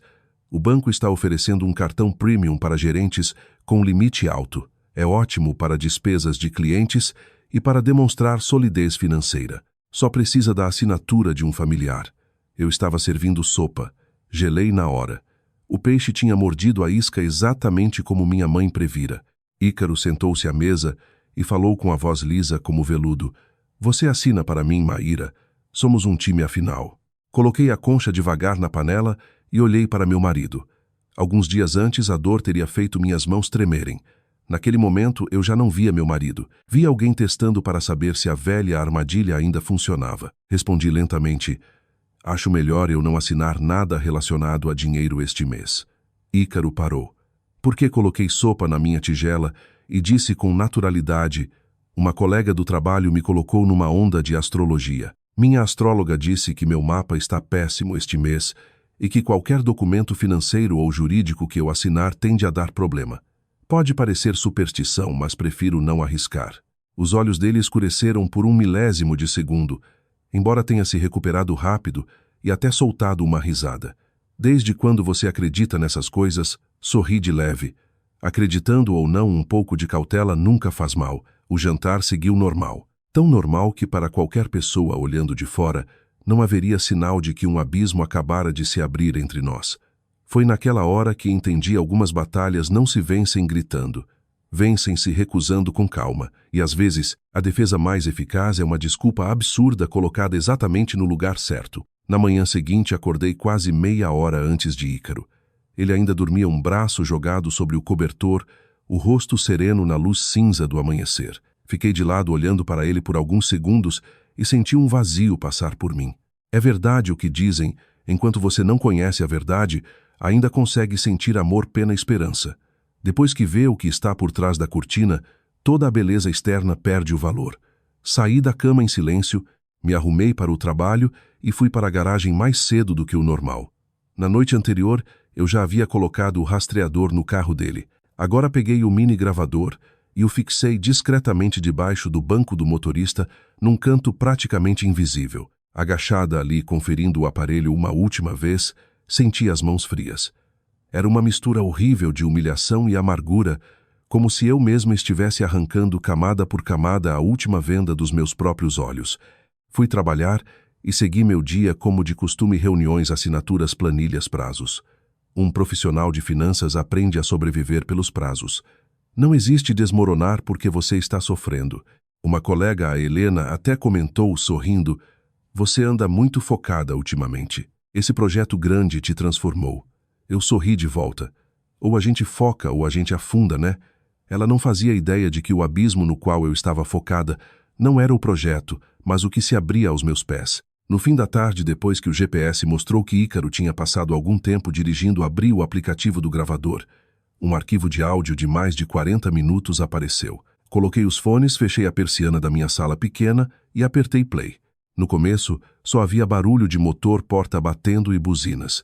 Avancei até ouvir Ícaro pigarrear e o som de uma chamada conectando no viva-voz do carro. Era a voz de Soraya. E então, como está a situação? A voz de Ícaro já não era aquela voz suave de casa. Era seca e impaciente. Eu falei com ela e estou trabalhando nisso, mas a Maíra está difícil de repente. Não quer assinar. Fiquei imóvel. Mesmo esperando ouvir algo feio, ouvir meu marido dizendo aquilo com a própria voz me apertou o peito. "Ela desconfia de alguma coisa?" perguntou Soraya. Ícaro soltou uma risada curta, cínica, que eu nunca tinha ouvido antes. "Desconfiar do que? A Maíra vive pelas regras, mas é ingênua. Umas palavrinhas sobre construir nosso futuro juntos, e ela sempre volta para o lugar." Apertei o fone com força. Ele continuou analisando o problema como se falasse de uma operação simples. "Eu só preciso que ela assine mais um cartão. Assim que eu tiver, saco o adiantamento e te passo o dinheiro para a entrada dos móveis. Não dá para continuar espalhando tudo isso. Está ficando apertado." Soraya estalou a língua. "Então seja esperto. Não deixa ela virar o jogo." A frase seguinte dele fez minha mão tremer. "Calma, mãe. Ela é minha esposa, não é uma estranha. Quanto trabalho isso pode dar?" Na mesma hora tirei os fones e os deixei sobre a mesa. Eu estava apertando as mãos com tanta força que os dedos tinham embranquecido. O escritório estava silencioso. Do lado de fora da minha sala, gente de outros departamentos passava rindo, encerrando o dia, vivendo normalmente. A cidade seguia funcional. Só dentro de mim uma coisa tinha acabado de se quebrar de vez. Então era isso. Não tinha sido o desespero de um homem pressionado. Não tinha sido um erro. E muito menos um marido fraco ainda me enxergando como parceira. Aos olhos dele eu era só uma mulher ingênua, um nome para assinar, uma ferramenta conveniente porque era sua esposa. Todas as frases dele "eu te amo", "eu vejo o quanto você trabalha", "somos um time", não passavam de enfeites sobre um fundo já queimado. Voltei o áudio e ouvi de novo, dessa vez transcrevendo as partes essenciais num caderno. Meu hábito profissional entrou em ação quase automaticamente depois do choque. Anotei data, hora, conteúdo. Cruzei aquilo com todas as outras provas: o presente falso, os R, 27 mil, o recibo do restaurante, a visita ao empreendimento, a pasta no cofre, a frase sobre "eu carregar o peso" e agora a ligação no carro. Tudo estava fechando um círculo claro e condenatório. Saí do trabalho por volta das 6. O trânsito da hora do rush estava travado. No banco de trás do carro de aplicativo, olhando o mar de gente na rua, senti uma calma estranha. Não porque a dor tivesse ido embora, mas porque ela estava tão funda que já não havia espaço para outra coisa além de uma decisão silenciosa. Quando cheguei em casa, Ícaro já estava lá. Estava na cozinha, mangas arregaçadas, lavando um cacho de uvas. Ao me ver, sorriu. "Cheguei cedo. Estava pensando em te levar para jantar fora hoje, para você não ter que cozinhar." Eu olhei para ele, depois para as uvas roxas debaixo da água da torneira. Alguns meses antes, aquela imagem teria me comovido. Agora só parecia absurda. O homem que poucas horas antes chamara a própria esposa de ingênua para a mãe, estava ali interpretando o marido perfeito. As pessoas mais perigosas não são as abertamente cruéis. São as calculistas que sabem atuar. Tirei os sapatos e deixei a bolsa. Melhor não sair. Estou um pouco cansada. Ícaro me estudou por um momento, talvez tentando medir meu humor, e então assentiu rápido. Tudo bem, eu faço uma massa para você. Não respondi. Fui para o quarto me trocar. Assim que fechei a porta, me encostei no armário e fechei os olhos com força. A partir daquele dia, parei de me perguntar se meu casamento ainda podia ser salvo.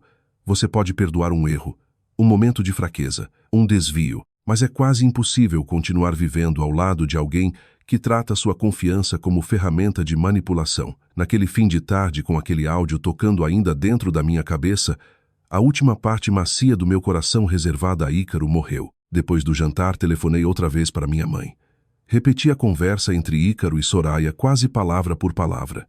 Ela ficou em silêncio por alguns segundos e então disse: agora está claro.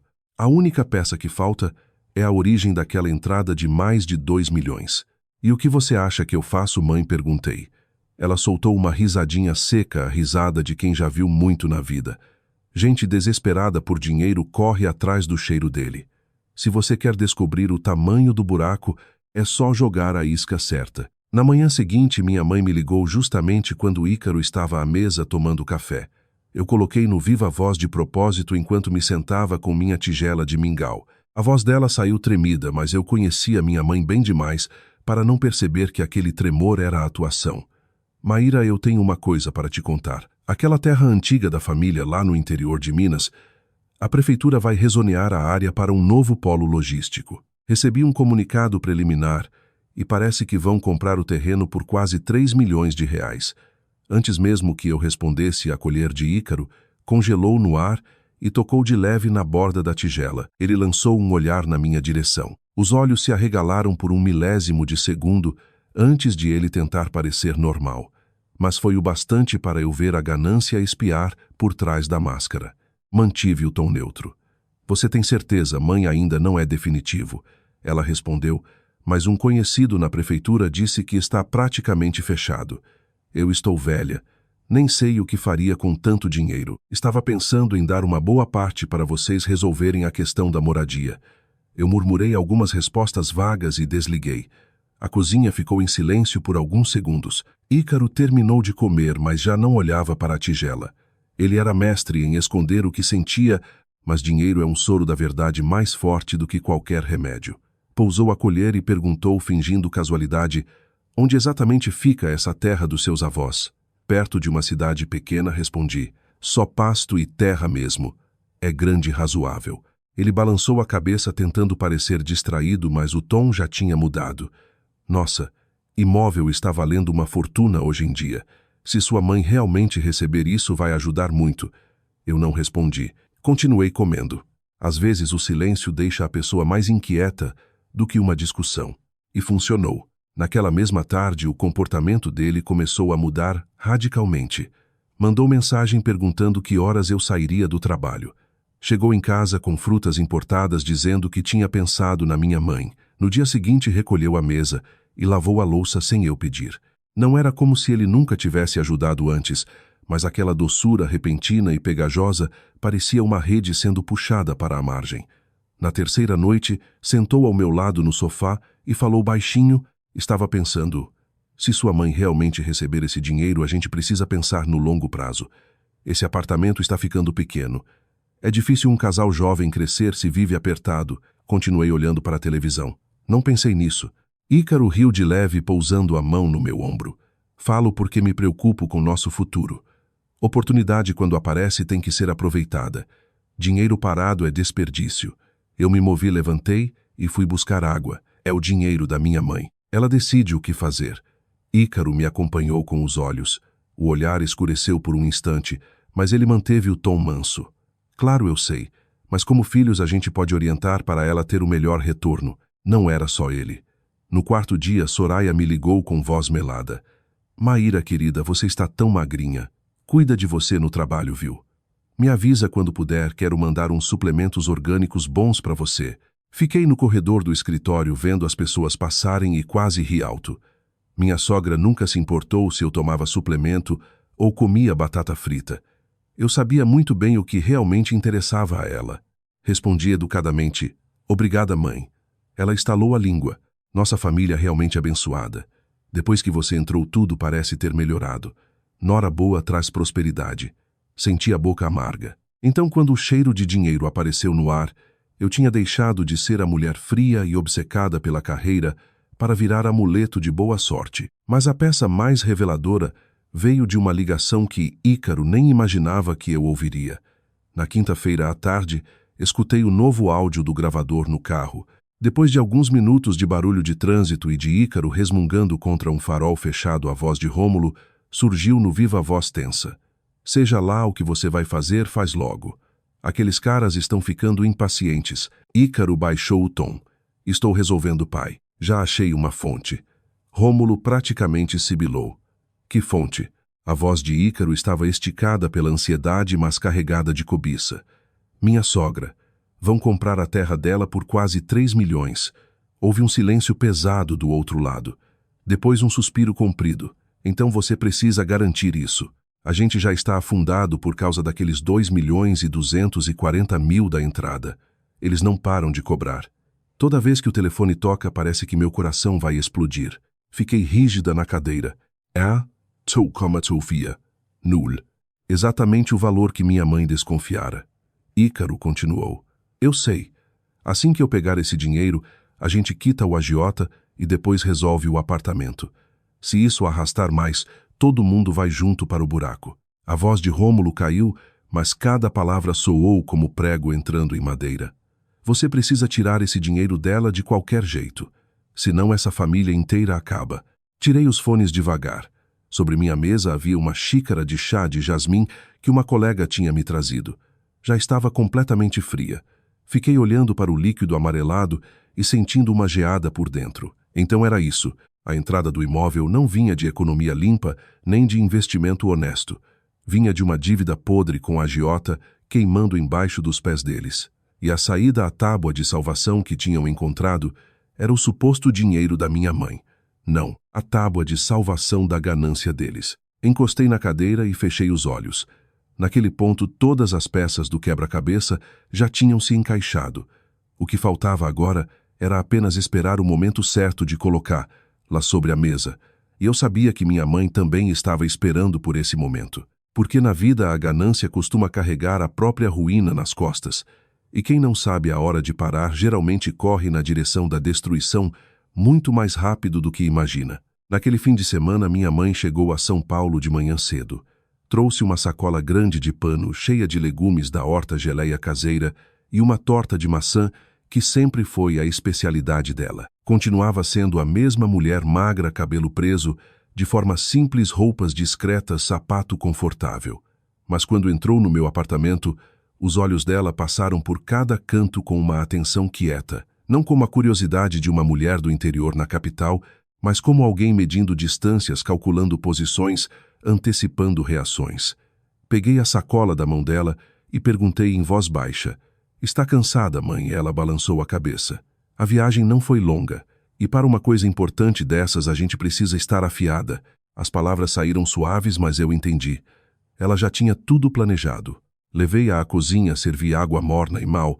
Ela havia se sentado quando perguntou: que horas eles chegam? Perto do meio-dia, eu respondi. O Ícaro disse que os pais dele vêm também. Minha mãe assentiu. Ótimo. Melhor todo mundo junto de uma vez. Só de ouvir isso, meu estômago apertou. Alguns dias antes, eu estava ferida, nervosa e indignada. Conforme o momento do confronto se aproximava, no entanto, minha mente foi ficando mais fria. Talvez quando a dor ultrapassa certo limite, a gente fique sem energia até para tremer. Naquela manhã, cozinhei eu mesma um almoço completo de família. Não para agradar ninguém, mas porque queria que tudo acontecesse dentro do cenário mais tradicional e desarmado possível, um almoço de domingo comum. Frango assado, purê arroz, soltinho feijão, salada peixe frito, farofa, pão de alho. Nada naquela mesa permitiria que alguém depois dissesse que eu tinha criado um ambiente hostil ou teatral. O cheiro de comida caseira foi enchendo o apartamento. O tipo de aroma que eu costumava associar à ideia de lar. Perto do meio-dia, a campainha tocou. Ícaro foi abrir com alegria excessiva. Mãe, pai, entrem. A mãe da Maíra também chegou. Soraya entrou primeiro segurando uma cesta de frutas importadas com a etiqueta de preço ainda grudada. Vestia uma blusa creme e sapatilhas novas. No instante em que viu minha mãe, abriu um sorriso largo e segurou as mãos dela.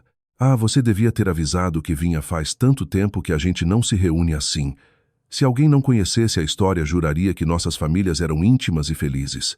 Minha mãe sorriu com educação. Vim visitar as crianças e almoçar com vocês. Rômulo entrou logo atrás com uma garrafa de vinho. Caminhava no ritmo vagaroso de sempre, mas notei que os olhos dele vasculharam a sala inteira antes de se sentar. A mão tremia levemente ao pousar a garrafa na mesa. Um estranho atribuiria aquilo à idade. Eu sabia que era tremor de homem encurralado. Ícaro estava impecável na atuação.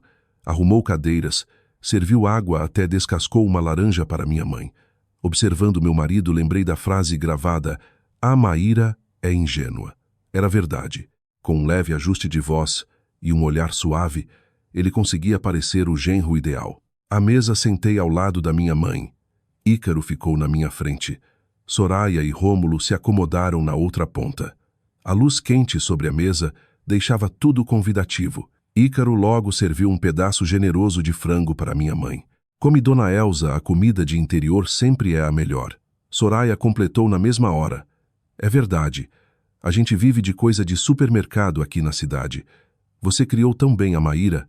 Ela é tão capaz e tão boa. Quase ri. Não fazia muito tempo que ela insinuava que eu era uma mulher fria e materialista. Agora, diante do cheiro imaginário de dinheiro, eu tinha virado exemplo de bondade.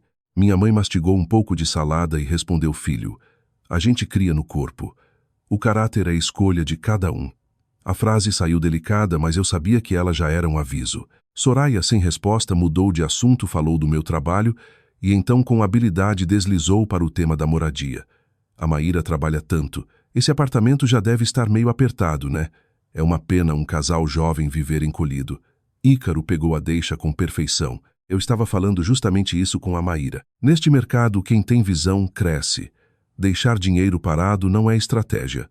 Rômulo, que até então tinha falado pouco, ergueu a taça de vinho. Exatamente. Dinheiro que não trabalha é dinheiro desperdiçado. É preciso saber usar a alavancagem. Cabe ao homem da casa pensar no longo prazo. Ouvir a alavancagem saindo da boca de um homem perseguido por agiotas me deu um arrepio. Minha mãe pousou o garfo e sorriu. Eu sou uma mulher simples. Esse negócio de alavancagem e investimento relatório me confunde. Prefiro segurar o que tenho. Soraya moveu a mão no ar descartando. Ah, mas o mundo mudou. Quem tem dinheiro e deixa parado perde. Tem que deixar os mais novos administrarem. Eles entendem. Têm mais experiência. Ícaro então se voltou para minha mãe com a voz cheia de falsa preocupação. A senhora pode confiar na gente. Se realmente receber esse dinheiro, o ideal seria colocar logo em um apartamento maior. A senhora inclusive poderia ficar com a gente um tempo. Naquele instante eu tive certeza de que estavam tentando empurrar a conversa para o dinheiro vivo o mais depressa possível. O que eles queriam não era um imóvel no meu nome. Precisavam de dinheiro imediato para tampar o rombo. A atmosfera na mesa ficou espessa. Por fora todos sorriam e passavam travessas. Mas cada frase era uma sonda, um teste, uma tentativa de medir o terreno. Olhei para a refeição diante de mim e pensei como é verdade que às vezes a comida amarga não por causa do tempero, mas por causa do que o dinheiro faz com as pessoas. Quando já estávamos na metade do almoço, minha mãe finalmente falou devagar. Eu andei pensando. Se esse dinheiro sair mesmo, talvez eu nem fique com ele. Estou velha. Para que eu ia querer tanto posso dar para vocês resolverem a questão da moradia. No segundo em que ela disse isso, os olhos de Ícaro se acenderam. Soraya endireitou a postura e Rômulo pousou a taça com um pequeno baque. Minha mãe continuou no mesmo tom tranquilo, mas dinheiro é assunto sério. Eu posso ser velha, mas não sou boba. Antes de entregar qualquer valor para vocês administrarem amanhã cedo, eu quero que os dois vão comigo ao banco e imprimam os últimos 6 meses de extrato e os relatórios completos de crédito para eu ver. A mesa mergulhou num silêncio pesado. Não era o silêncio natural de gente mastigando. Era um silêncio denso, sufocante, como se de repente faltasse ar no ambiente. Levantei os olhos e fui encarando um por um. Pela primeira vez em muito tempo eu sabia com absoluta certeza que o golpe tinha atingido o lugar mais sensível. O único som que restava Era um borbulhar baixo vindo da panela de molho no fogão. O cheiro de frango alho peixe frito ainda pairava no ar. Mas depois da frase da minha mãe, toda a refeição adquirira um gosto frio. Ícaro foi o primeiro a recuperar a voz. Pousou o copo e forçou uma risada. Dona Elsa, isso não é meio exagerado. A gente é um casal casado com vida séria. Por que a senhora precisaria ver relatório de crédito? Minha mãe desfiou um pedaço de frango com o garfo. Se a vida de vocês é tão séria então, não deve haver problema em mostrar. Meu dinheiro não nasceu em árvore. Não é uma quantia pequena para eu entregar depois de uma conversa só. Soraya interveio imediatamente, a voz mais aguda. Isso é muito desconfiado. Família tem que funcionar na base da confiança. Pedir extrato e relatório de crédito é tratar vocês como estranhos. Minha mãe ergueu os olhos para ela e sorriu de modo gentil e cortante. Eu confio, mas confio de olho aberto. Velha eu sou, tola não. Rômulo, tentando manter a compostura patriarcal, resmungou: mulher que se apega demais a dinheiro tende a se preocupar em excesso. Para decisões grandes, como comprar imóvel, o melhor é deixar os homens planejarem. Senti um gosto amargo na língua. O mesmo homem que tremia com o telefonema de cobrança, agora dava aula de planejamento. Ícaro se virou para mim e tentou me puxar para o lado dele. Maíra conversa com a sua mãe. Nós somos família. Limpei as mãos no guardanapo, pus sobre a mesa e disse: acho que a minha mãe está certa. Quanto mais clareza com dinheiro, menos problema depois. No momento em que eu falei aquilo, o olhar de Ícaro mudou. A expressão suplicante dos últimos dias desapareceu. Foi só por um segundo, mas eu vi. O mesmo escuro que tinha atravessado o rosto dele quando eu recusara assinar o cartão. Soraya soltou uma risadinha forçada. Nossa, Maíra, você ficou tão meticulosa. Casal jovem vivendo como se estivesse auditando um ao outro. Onde sobra amor nisso? Eu olhei para ela. Eu trabalho com finanças, mãe. Estou acostumada com clareza, e se o amor é real, um pedaço de papel não deveria ameaçá-lo. Ela se preparava para responder quando minha mãe pousou garfo e faca com um pequeno tilintar. O som calou a mesa toda. Então ela virou para mim. Maíra, pega minha bolsa marrom no sofá, por favor. Levantei e fui buscá-la. Era a velha bolsa de couro dela, alça gasta zíper um pouco frouxo. Parecia qualquer bolsa comum de uma mulher do interior. Só eu sabia que lá dentro não havia lenço ou remédio. Havia o suficiente para arrancar a máscara de todos naquela mesa. Coloquei a bolsa sobre a madeira. Minha mãe abriu o zíper lentamente. Ninguém falou. Os olhos dos meus sogros e de Ícaro estavam todos presos às mãos finas e envelhecidas dela. De dentro da bolsa, minha mãe tirou uma pasta azul. No momento em que Ícaro viu a cor da pasta, seu rosto perdeu toda a cor. Minha mãe não precisou fazer discurso. Apenas empurrou a pasta até o centro da mesa e disse num tom calmo e gelado: como sou uma mulher simples, pedi ajuda a quem entende melhor do que eu, e acabei descobrindo umas coisas muito interessantes. Eu abri a pasta e fui espalhando os documentos sobre a mesa, ainda perfumada pelo almoço. As fotos de Ícaro e Soraya no estande do imóvel, a cópia do contrato de 11.200.000, o cronograma de pagamento, o financiamento de quase 9 milhões. E por fim a folha com meu nome e a assinatura falsificada. Ninguém mais segurava talheres. Soraya olhava para os papéis com os lábios tremendo.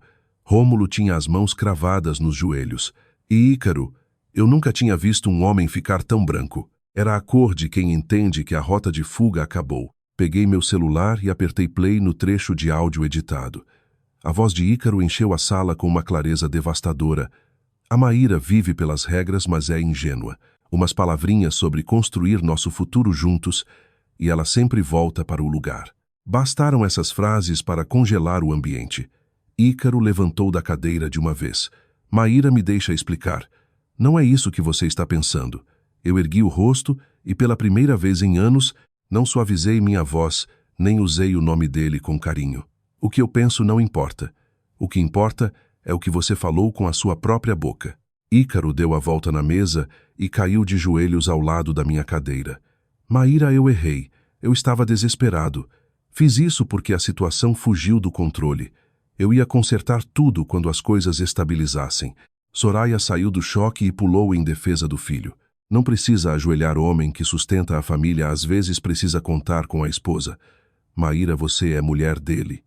Em vez de ajudar na crise, ficou brincando de detetive, gravando conversa, tirando foto de papel. Você está orgulhosa disso. Minha mãe virou o rosto para ela, o olhar afiado. Cuidado com o que fala. Seu filho e seu marido falsificaram a assinatura da minha filha para enfiar lá numa dívida milionária. E agora você quer dar lição de moral? Rômulo tentou se mexer na cadeira. Eu não sabia de assinatura nenhuma.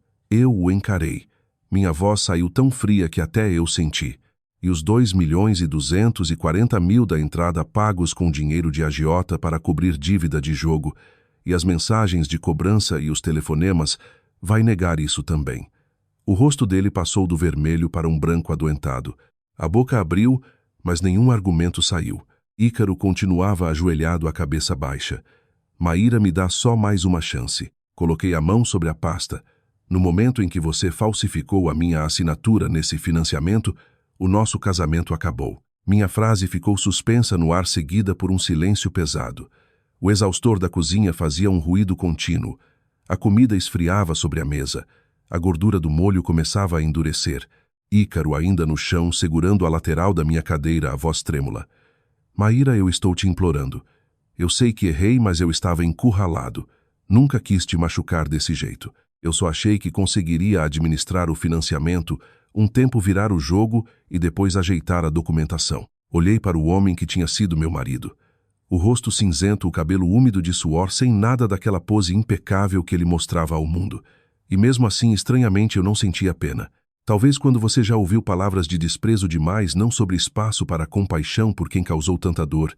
Quase 9 milhões de reais, eu disse separando as palavras. Você chama isso de administrar por um tempo? Ícaro levantou a cabeça. Eu ia te contar. Só não tinha encontrado a hora certa. Soltei uma risada curta e amarga. Quando seria a hora certa? Quando o banco mandasse cobrança judicial? Quando eu fosse arrastada para pagar a dívida da sua família inteira? As perguntas o calaram. Ele baixou os olhos. Vendo o filho encurralado, Soraya perdeu a compostura de vez. Bateu a mão na mesa. Chega. Por que você está agindo como se o mundo estivesse acabando? Marido e mulher têm que se apoiar nas horas ruins. Tudo o que ele fez foi pela família, pelo futuro de vocês. O futuro em que você e o seu marido ficam com a suíte master enquanto eu sou jogada num quarto pequeno, ou o futuro em que a família inteira aproveita um apartamento de luxo e eu fico com o peso da dívida. Ela ficou sem fala por um segundo. Depois rosnou. Você ouviu meia dúzia de palavras e distorceu. Tudo. Sempre foi uma nora traiçoeira. Minha mãe, que até então estava quieta, pousou a xícara com calma. Ela pode até ser nora, mas hoje ficou bem claro quem é traiçoeiro nessa mesa. Rômulo, tentando salvar o que restava da própria dignidade, murmurou. Qualquer problema de família devia ser resolvido em particular. Fazer um escândalo desses estraga a reputação de todo mundo. Eu olhei para ele, lembrando da frase gravada. Você precisa tirar esse dinheiro dela de qualquer jeito, e quase achei engraçado. Reputação. O senhor se preocupa com reputação agora. Quando pegava dinheiro com o agiota, quando apostava, quando empurrava o próprio filho a falsificar a assinatura da esposa, o senhor pensou em reputação. O rosto dele endureceu. Quis responder, não conseguiu. Ícaro percebeu que a estratégia de implorar não estava mais funcionando. Viu o instante exato em que ele mudou de postura, levantou-se do chão, voltou para a cadeira e sentou-se na minha frente. Aquela pequena mudança me disse tudo. Ele estava abandonando o pedido de perdão e entrando na negociação. Maíra, ele falou, tentando recuperar a compostura. Eu admito que errei, mas a gente ainda pode resolver isso de forma pacífica. Não precisa escalar. Fitei-o sem piscar. Você acha que isso aqui é barganha de feira? Não, ele disse rápido. Quero dizer, a gente consegue resolver em família. Não precisa ir ao banco, nem à polícia, nem à justiça. Nós dois temos reputação para preservar. Eu ri dessa vez sem tentar conter. Reputação.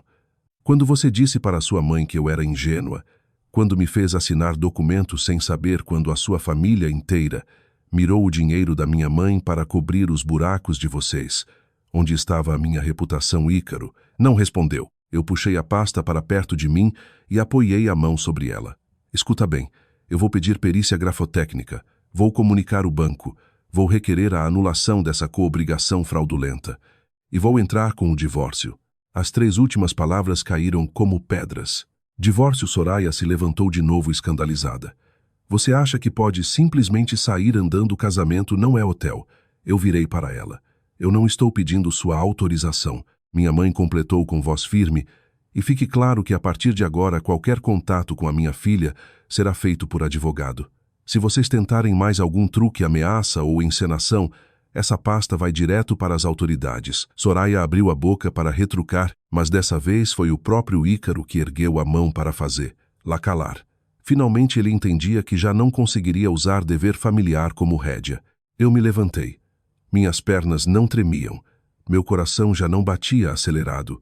Curiosamente, no instante da decisão final, eu me sentia mais lúcida do que em anos. O almoço acabou, eu disse. E a partir de hoje vocês não serão mais recebidos na minha casa.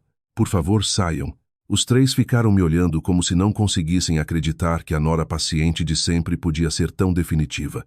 Mas eu sabia algumas portas, quando se fecham de verdade, salvam a pessoa de passar a vida inteira respirando a fumaça do próprio incêndio. Depois daquela tarde, eu não chorei mais. Levei meus pertences pessoais para o quarto de hóspedes, tranquei meus documentos importantes, mudei todas as senhas. Ícaro me mandou mensagens enormes pedindo para conversar e ligou sem parar durante 2 noites, mas eu não atendi. Certas coisas, depois de quebradas, não se colam com meia dúzia de desculpas. Eu esperava que a família dele recuasse e começasse a se proteger em silêncio. Em vez disso, eles recorreram ao truque mais velho do mundo, criar cena em local público, para tentar manchar minha imagem. Numa segunda-feira, por volta das 11 da manhã, eu revisava um cronograma de desembolso quando o ramal interno tocou. Era a recepcionista Chloe. A voz dela saiu apavorada. Maíra, você pode descer no lobby. Tem uma senhora aqui chorando alto dizendo que você abandonou o marido. Roubou a casa e expulsou os sogros. A segurança tentou tirar ela, mas ela não quer sair. Minha mão congelou sobre o teclado. Eu soube na hora quem era. Levantei, ajeitei a blusa e fui para o elevador. Uma colega perguntou o que tinha acontecido. Só uma coisa para resolver na recepção. A descida pareceu lenta demais. Eu sentia o coração batendo, mas a cabeça estava muito clara. Eu sabia exatamente o que Soraya queria. Para uma profissional de finanças, reputação é tudo. Se ela criasse um espetáculo diante de clientes e colegas, me obrigaria a me explicar. E a maioria das pessoas não fica para ouvir a história inteira. Guarda só a imagem da sogra chorando no lobby. Quando a porta do elevador se abriu, a voz de Soraya ecoava pelo andar. Eu sofri tanto, criei meu filho para ele casar com uma mulher cruel, que só porque ganhou dinheiro e status virou as costas para a própria família. Ela ainda trouxe a mãe dela para nos intimidar e nos expulsou. Soraya estava sentada no chão ao lado do sofá da recepção, lenços espalhados, cabelo desalinhado, encenação impecável. Alguns clientes que aguardavam reunião observavam. As recepcionistas pareciam não saber o que fazer. Quando ela me viu, apontou o dedo trêmulo. Ali a mulher que se acha acima de todo mundo. Eu não a interrompi, não discuti. Virei-me apenas para Chloe e perguntei com tranquilidade: vocês conseguem conectar meu celular naquela tela grande do lobby? Chloe piscou confusa. Acho que sim. Soraya interrompeu o próprio choro por um segundo, surpresa com a minha reação. Que truque é esse? Olhei diretamente para ela. Truque nenhum. Só acho que em lugar público o ideal é falar com prova. Assim ninguém corre o risco de acusar a pessoa errada. O técnico de TI trouxe um cabo. A tela enorme que exibia vídeos institucionais da incorporadora apagou e passou a espelhar meu celular. O lobby inteiro ficou em silêncio. Primeiro projetei a foto da proposta de financiamento e a página com minha assinatura falsificada, ampliando o suficiente para que os presentes conseguissem ler. Depois falei com a mesma voz firme com que apresentaria um relatório trimestral.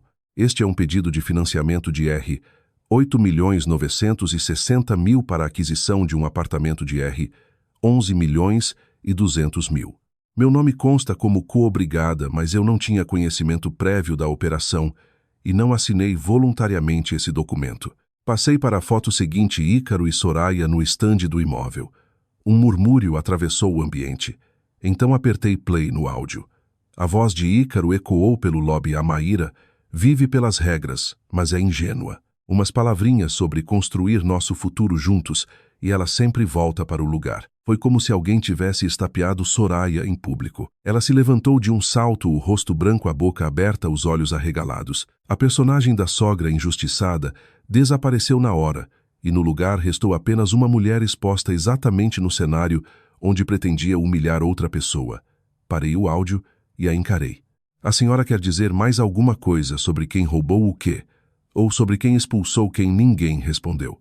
O único som era o ar-condicionado e a respiração descompassada dela. Soraya abaixou a cabeça, agarrou a bolsa e praticamente correu para fora do prédio. Fiquei ali mais um instante. Depois me virei para as pessoas que assistiam e inclinei levemente a cabeça. Peço desculpas pelo transtorno. Só isso. Eu não precisava dizer mais, porque naquele momento entendi uma verdade simples. Algumas pessoas sempre confundem silêncio com fraqueza.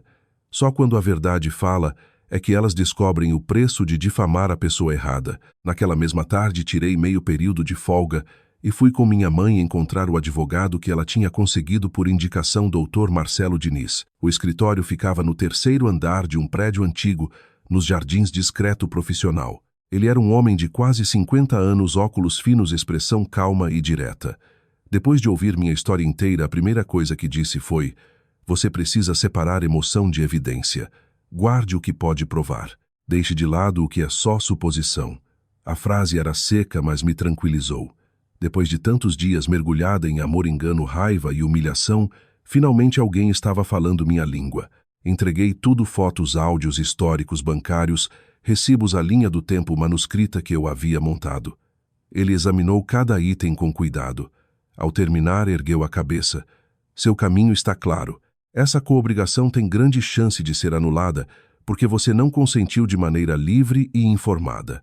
Vamos agir em 3 frentes simultâneas." Minha mãe perguntou na mesma hora, quais ele contou nos dedos. Primeiro, perícia grafotécnica. Segundo, exigência formal ao banco de toda a cadeia de custódia da operação, inclusive validação de identidade. Terceiro, levantamento completo da origem dos recursos do imóvel atual para discutir a partilha do patrimônio no divórcio. Ouvir divórcio ainda me causava uma pontada, mas já não me fazia tremer. Dentro da minha cabeça, aquilo tinha deixado de ser ferida e tinha virado o procedimento necessário para eu recuperar a própria vida. As semanas seguintes foram intensas. Eu trabalhava durante o dia e à noite sentava com minha mãe para organizar extratos antigos, comprovantes de transferência do dinheiro que ela tinha me dado para a entrada do meu apartamento, registros de pagamento do financiamento, tudo que eu jamais imaginei um dia precisar para provar a minha própria trajetória financeira. Ícaro alternava táticas o tempo todo. Em alguns dias mandava mensagens longas arrependidas. Em outros, fazia conhecidos em comum insinuarem que se eu transformasse aquilo em disputa pública, nós dois sairíamos envergonhados. Eu não respondia. Todo contato era encaminhado ao advogado. Soraya e Rômulo desapareceram. Um silêncio de gente que entende que a cada palavra nova pode abrir mais um flanco. O primeiro resultado a sair foi o da perícia grafotécnica. A conclusão foi nítida: a assinatura no financiamento, embora visualmente muito próxima da minha, apresentava sinais de não ter sido produzida em contexto de manifestação livre, regular e esclarecida, além de haver indícios de reprodução indevida em ambiente documental inadequado. Em seguida, o banco, pressionado pelo advogado, foi obrigado a apresentar os registros da operação. Havia falhas procedimentais graves. Não existia comprovação robusta da minha presença física no ato. Alguns horários dos documentos batiam de frente com minha agenda corporativa registrada na empresa. Pequenas inconsistências, quando montadas juntas, formavam um quadro feio de negligência e fraude. Então chegou o dia da audiência. A manhã estava cinzenta em São Paulo, úmida e pesada. Vesti um vestido cinza simples e elegante que minha mãe escolhera. Ícaro estava do outro lado da sala. Tinha emagrecido bastante, os olhos fundos. Aquele brilho controlado de banqueiro polido não existia mais. Atrás dele estavam Soraya e Rômulo, ambos visivelmente abatidos. Dr. Marcelo conduziu a exposição com uma precisão calma e incansável: a assinatura forjada, as falhas do banco, a origem do dinheiro do nosso apartamento em comparação com a contribuição efetiva de Ícaro. Eu ouvia tudo sentada, mão sobre os joelhos, mente clara. Naquele ponto já não se tratava de quem contava a história mais convincente. Tratava-se de verdade documento por documento sob a luz da lei. Quando o juiz proferiu a decisão, a sala inteira pareceu prender a respiração. A coobrigação no financiamento de R. 8.960.000 foi declarada nula. Eu fui integralmente afastada de qualquer responsabilidade jurídica ou financeira sobre aquela operação. Quanto ao apartamento na Chácara Klabin, diante da prova da origem majoritária dos recursos, a maior parte substancial do patrimônio ficou comigo. Ícaro recebeu apenas uma fração muito menor do que a família dele imaginara arrancar. Ao ouvir aquilo, fechei os olhos por um segundo. Não para chorar, só para dizer a mim mesma em silêncio que finalmente meu nome tinha sido limpo. Mas a ironia é que a pequena parte de patrimônio atribuída a Ícaro não foi suficiente para salvá-lo. Logo depois da decisão, aquele valor foi bloqueado para satisfazer outras dívidas já em curso. O homem que tinha armado um financiamento de luxo usando o nome da esposa para cobrir a lama financeira da própria família acabou sem nada. Saí do fórum com minha mãe e meu advogado. O ar continuava frio, mas eu conseguia respirar de novo. Minha mãe apertou minha mão e cochichou. Está vendo? Quem anda certo não precisa ter medo. Pela primeira vez em meses, eu acreditei completamente nisso. Depois da audiência, a vida da família do meu ex-marido começou a ruir em cadeia. Primeiro, Ícaro foi desligado do banco por violação ética e dano reputacional à instituição. O apartamento de luxo para o qual eles já não conseguiam sustentar os pagamentos foi retomado. Os R$ 2.240.000 que haviam jogado na entrada dinheiro contaminado por dívida e desespero foram engolidos. Rômulo, perseguido sem trégua pelos credores, sofreu um AVC e ficou parcialmente paralisado. O homem que sempre discursava sobre o papel do homem no mundo terminou deitado numa cama num apartamento alugado e apertado. Soraya passou a fazer turno da noite num restaurante simples, lavando louça e limpando o piso. Uma colega minha a viu uma vez e comentou que ela parecia ter envelhecido 10 anos. As mãos estavam ásperas feridas. Ícaro, que antes aparecia impecável em terno caro, virou motorista de aplicativo entregador, qualquer coisa que rendesse algum dinheiro. Mas crédito ruim e reputação destruída acompanham um homem como sombra. Quanto a mim, depois que a parte burocrática terminou, voltei uma última vez ao antigo apartamento para encaixotar minhas coisas. A luz da tarde entrava pelas janelas e riscava o chão de dourado. Tudo ainda estava como eu tinha deixado as cortinas escolhidas por mim, a mesa que eu limpava toda manhã, a ordem silenciosa que eu costumava confundir com felicidade. Mas meu coração já não morava ali. Numa gaveta encontrei a caixa de veludo verde musgo. Abri. O colar falso ainda brilhava. O recibo de R$ 289 continuava dobrado lá dentro. Fiquei olhando para aquilo por um longo tempo e então deixei escapar uma risada seca. O objeto que tinha me feito sofrer tanto agora era apenas um papel triste, um símbolo pequeno de uma mentira muito maior. Coloquei a caixa junto com fotos de casamento, bilhetes antigos e outras lembranças numa sacola e joguei tudo fora. Não por ódio, mas com a serenidade de quem descarta algo que venceu. Vendi o apartamento. Não porque eu precisasse do dinheiro, mas porque não queria dormir mais uma noite cercada por paredes que tinham abrigado tanta falsidade. Mudei-me para um lugar menor, mais claro, mais perto da nova casa da minha mãe. Havia uma varanda ensolarada e uma cozinha acolhedora. Entrar num espaço onde não havia memória podre foi como tirar um casaco úmido e pesado que eu usava havia anos. Na noite em que terminei de desempacotar, minha mãe se sentou no meu sofá novo tomando chá e disse: "Tem uma coisa que eu preciso te contar." Eu me virei. O que foi? Ela sorriu com aquele misto de sabedoria e travessura que sempre teve. Aquela história dos 3 milhões eu inventei. Fiquei imóvel. Ela continuou com calma.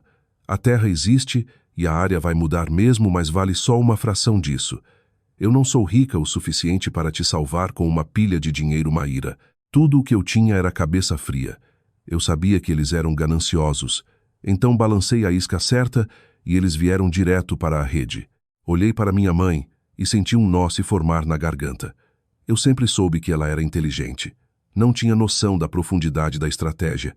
Aquela mulher que levava uma vida simples tinha construído praticamente sozinha um plano para puxar a filha para fora de uma armadilha. Antes que eu conseguisse responder, ela foi até o canto da sala e tirou um pano de cima de um objeto grande. Era um piano digital. Fiquei sem voz. Quando eu era criança, eu tinha vontade de aprender a tocar. Mas nós éramos pobres. Depois da morte do meu pai, minha mãe me criou sozinha. Aula de piano era luxo demais. Eu nunca ousei pedir. Minha mãe tocou algumas teclas com a ponta dos dedos. Com o dinheiro da venda real da terra, mais um pouco do que eu tinha guardado deu para comprar isso. Não é o melhor do mundo, mas é suficiente para você começar de novo. Foi aí que eu chorei como criança, não de dor, nem de humilhação. Chorei de amor, de entendimento. O verdadeiro rico da minha vida nunca foi o homem que prometia casa bonita e futuro em conjunto. Era a mulher que, sem fortuna nenhuma, entregou o que tinha de mais valioso: lucidez, coragem e amor sem condição. 6 meses depois, fui oficialmente promovida a diretora financeira. No dia do anúncio, fiquei de pé na grande sala de reuniões, sentindo uma paz funda limpa. Não havia marido ao meu lado para dividir a conquista, e eu não senti vazio. Pela primeira vez em anos, eu sabia que tudo o que eu tinha eu mesma havia conquistado e protegido. Numa tarde, levei minha mãe ao mercado. Estávamos na seção de hortifruti quando eu vi Soraya. Usava um casaco desbotado. O cabelo estava opaco, mal arrumado, as costas levemente curvadas enquanto ela escolhia verduras murchas com cuidado. Tinha envelhecido tanto que por um segundo quase não a reconheci. Nossos olhos se cruzaram. O rosto dela empalideceu e a mão ficou parada no ar. Achei que fosse dizer alguma coisa, inventar desculpa, pedir perdão ou simplesmente sair correndo. Mas não. Ela apenas abaixou a cabeça e ficou ali derrotada. Minha mãe apertou minha mão de leve. Eu entendi o recado silencioso. Não havia necessidade de desprezo nem confronto. A vida já tinha cobrado dela o que precisava cobrar. Naquela noite em casa, sentei diante do meu piano novo e comecei a praticar minhas primeiras escalas. Na varanda, o vento mexia nas folhas da hortelã. As luzes da cidade piscavam ao longe. Minha mãe, sentada no sofá, ouvia minhas tentativas ainda desajeitadas. A música não era bonita, mas meu coração estava cheio. Era como se depois de uma tempestade longa e violenta, eu finalmente tivesse chegado a um porto seguro. Eu não tinha perdido um lar. Eu só tinha deixado para trás a casca vazia de um casamento. O que eu consegui preservar era muito mais valioso: minha dignidade, minha carreira, minha independência e o amor incondicional da minha mãe. A lição dessa história é simples. Num casamento você pode confiar, mas nunca deve ficar cega. Amar alguém é precioso, mas amar a si mesma da maneira certa é ainda mais. E quando o assunto é dinheiro, documento e integridade e clareza, especialmente dentro da família, é a única coisa capaz de salvar uma pessoa de um arrependimento que dura a vida inteira. Uma mulher pode amar profundamente, mas nunca deve amar tanto a ponto de se perder de si mesma. Porque enquanto ela preservar o respeito por si, a lucidez e a coragem de olhar a verdade de frente, sempre terá força para reconstruir o próprio céu depois que a tempestade passar.